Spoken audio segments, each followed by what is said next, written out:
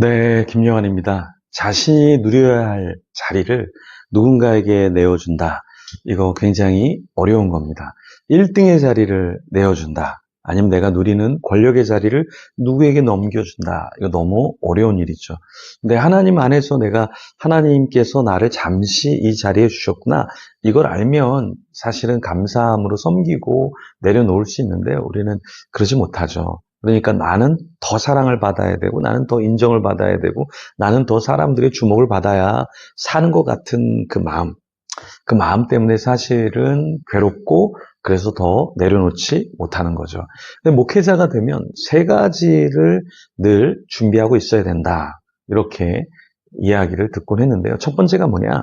순교할 준비가 되어 있어야 된다. 복음을 전하다가 좀 핍박도 받고 순교할 자리, 그 자리에 섰을 때 우리가 죽을 수 있는 사람, 그 사람이 목회자다. 두 번째는 뭐냐면 늘 설교가 준비되어 있어야 한다라는 거예요. 그 목회자는 설교가 쉽지 않지만 늘 설교를 준비하고 말씀을 가까이 해야 하는 그런 사람이다라는 거죠. 그리고 세 번째는 무엇이냐면 이사할 준비가 되어 있어야 한다. 떠나야 할 준비가 되어 있어야 한다라는 거죠. 근데 사실은 이제 목회자들도 이 떠남, 이사, 이게 두려워요. 그래서 대형교회 있으면 대형교회를 나가면 죽을 것 같고, 그러니까 거기서 어떻게 해서라도 아부를 하든가 열심히 해서라도 거기서 잘리지 않으려고, 떠나지 않으려고 이렇게 살아가는 사람도 사실 있습니다. 근데 그것도 다 부질없는 것인데 내려놓는 것, 언젠가는 떠나야죠. 그러니까 이사할 준비도 돼야 되고 설교할 준비도 되어 있어야 되고 순교할 준비도 되어 있어야 한다라는 겁니다. 요즘에 이제 은퇴하고 원로가 되는 목회자들도 이걸 내려놓지를 못하는 거예요. 예전에 내가 성도들에게 받았던 그 사랑, 그리고 나의 절대 권력, 또 내가 누릴 수 있는 수만 가지 그것들을 내려놓을 수가 없죠. 그리고 황무지 광야로 간다는 것은 끔찍한 것이죠. 그러니까 목회의 초년생일 때는 오히려 다 내려놓고 목회자가 되었는데 나중에 목회자가 되어서 누릴 만큼 누리고 이제 내려놔도 되는데 그걸 내려놓지 못하는 경우가 있다라는 것입니다. 왜 그럴까요? 인간의 욕심이 끝이 없기 때문에 그렇죠. 오늘 본문에도 에서가 등장하잖아요. 에서는 장자권을 받고 더 많은 축복을 더 누리고 싶어 했죠. 그런데 그 장자권을 지키지 못하고 모든 것을 다 잃어버렸죠.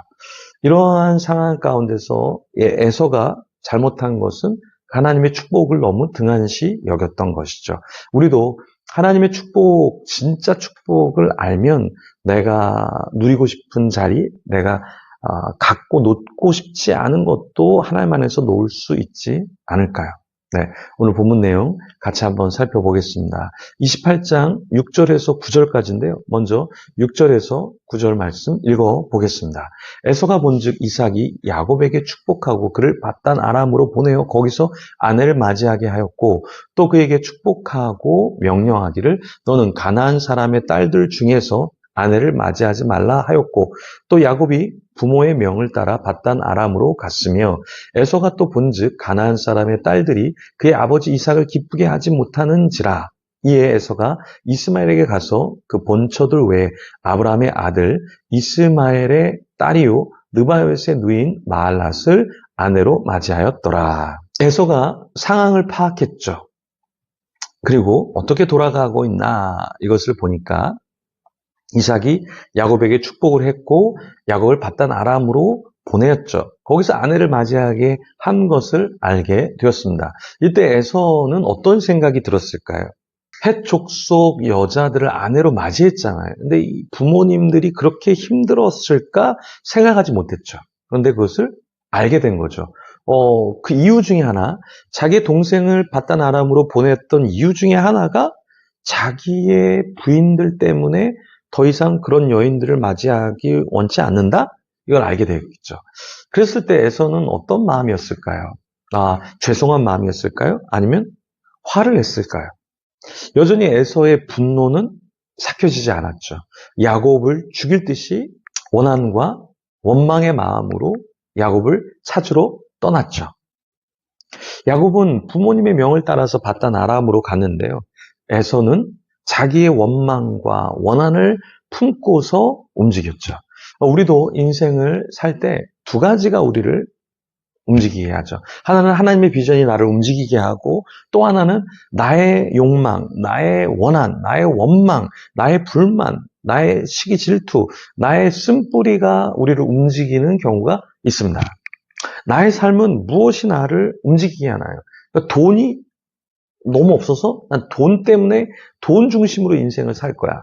이런 사람이 있고요. 쾌락 중심으로 사는 사람이 있고요. 이기적인 삶, 이기적인 생각, 사고를 갖고 사는 사람이 있는데 반면에 하나님의 마음을 가지고서 이기심을 내려놓고 나의 욕망을 내려놓고 나의 자아를 내려놓고 살려고 하는 사람이 있다라는 거예요. 여러분, 에서로 움직이는 것은 원한, 죽음, 누군가를 미워함, 그것이 에너지가 되었다라는 거예요. 그래서 철학자 중에 이 프로이드가 인간을 움직이는 게 뭐가 있냐 그랬을 때 리비도, 성적인 에너지가 인간을 움직인다. 그리고 타나투스, 또 죽음, 폭력, 이것이 인간을 움직이는 에너지다라는 이야기를 했습니다. 오늘 본문에 보면 이 에서를 움직이는 것은 하나님의 비전이 아니었어요. 그럼 우리도 우리 자신을 좀 돌아보면 내가 하루 열심히 일하고 열심히 살아가고 하는 것은 하나님의 비전과 하나님의 마음, 긍휼의 마음, 자비의 마음 때문인가? 아니면 내 속에 있는 어떠한 안 좋은 마음이 나로 하여금 나를 힘들게 하면서 인생을 힘겹게 움직이고 있는가? 이삭은 그 부모의 마음을 느끼지 못했어요. 왜냐하면 자기 속에 있는 원망과 원한이 가득 찼기 때문에 왜 부모님이 저렇게 생각했는지를 이해를 잘 못했을 거예요. 역시 이삭과 리브가도 영적으로 균형이 있지 않았어요. 그렇죠? 충분히 이삭과 리브가는 에서를 좀 품어줘야 했어야 돼. 그런데 에서의 약점인 그 이방 여인들을 들먹이면서 아들을 밧단아람으로 보냈단 말이에요. 이것도 부모로서는 조금 성숙하지 못한 부분이죠. 일단은 자녀가 아프면, 우리 주위의 사람이 아프면 우리는 어떻게 해야 됩니까? 아, 아프구나, 힘들구나, 어루만져 줘야 되겠죠. 저도 여러분들이 힘들 때 더 그렇게 하는 사람이 되도록 노력하겠습니다. 여러분도 여러분 주위에 그런 사람이 있다면 그냥 받아주세요. 또 다독여주세요. 위로해주세요. 품어주세요. 그러면 그 사람이 회복된 뒤에 더 많은 사람을 품을 줄 믿습니다. 그래서 오늘 하루도 우리가 만나는 사람들, 또 교회 안에서 또 일할 때, 우리가 공부할 때 만나는 사람들 가운데서 우리가 주님의 마음을 품고 전해주고 회복되어지는 역사가 있도록 노력하면 좋겠습니다. 그런 삶 살도록 우리 같이 기도하며 주님 앞에 나아가겠습니다.